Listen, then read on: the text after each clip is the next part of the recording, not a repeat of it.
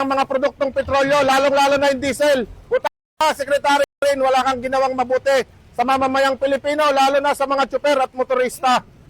Dito naman sa mga korap, sa flood control project, mga putang ina nyo rin, tingnan nyo, hindi makabiyahe, lunod yung mga sasakyan, lunod ng taong bayan.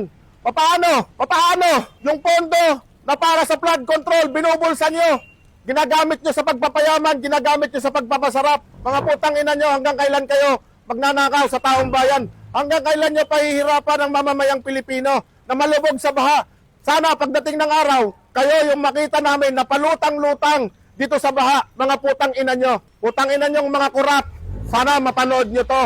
Itong mga kasamahan namin, hindi makabiyahe, nakagarahe ang mga sasakyan. Dahil sa taas ng presyo ng mga produktong petrolyo, lalong-lalo na yung diesel. Putang ina, Secretary rin, wala kang ginawang mabuti sa mamamayang Pilipino, lalo na sa mga tsuper at motorista. Dito naman sa mga korap, sa flood control project, mga putang ina nyo rin, tingnan nyo, hindi makabiyahe, lunod yung mga sasakyan, lunod ng taong bayan. Papaano yung pondo na para sa flood control, binubulsa nyo? Ginagamit nyo sa pagpapayaman, ginagamit nyo sa pagpapasarap. Mga putang ina nyo, hanggang kailan kayo magnanakaw sa taong bayan? Hanggang kailan nyo pahihirapan ang mamamayang Pilipino na malubog sa baha? Sana pagdating ng araw, kayo yung makita namin na palutang-lutang dito sa baha, mga putang ina nyo. Ang mga produktong petrolyo, lalong-lalo na yung diesel. Putang ina, Secretary rin, wala kang ginawang mabuti sa mamamayang Pilipino, lalo na sa mga tsuper at motorista.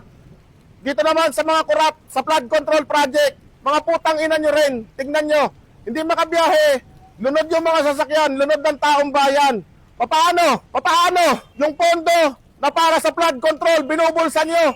Ginagamit nyo sa pagpapayaman, ginagamit nyo sa pagpapasarap. Mga putang ina nyo, hanggang kailan kayo magnanakaw sa taong bayan? Hanggang kailan nyo pahihirapan ang mamamayang Pilipino na malubog sa baha? Sana pagdating ng araw, kayo yung makita namin na palutang-lutang dito sa baha, mga putang ina nyo. Putang ina nyong mga kurap, sana mapanood nyo to. Itong mga kasamahan namin, hindi makabiyahe, nakagarahe ang mga sasakyan. Dahil sa taas ng presyo ng mga produktong petrolyo, lalong-lalo na yung diesel. Putang ina, Secretary rin, wala kang ginawang mabuti sa mamamayang Pilipino, lalo na sa mga tsuper at motorista. Dito naman sa mga kurap, sa flood control project, mga putang ina nyo rin, tingnan nyo, hindi makabiyahe, lunod yung mga sasakyan, lunod ng taong bayan. Papaano yung pondo na para sa flood control, binubulsa nyo? Ginagamit nyo sa pagpapayaman, ginagamit nyo sa pagpapasarap. Mga putang ina nyo, hanggang kailan kayo magnanakaw sa taong bayan? Hanggang kailan nyo pahihirapan ang mamamayang Pilipino na malubog sa baha? Sana pagdating ng araw, kayo yung makita namin na palutang-lutang dito sa baha, mga putang ina nyo.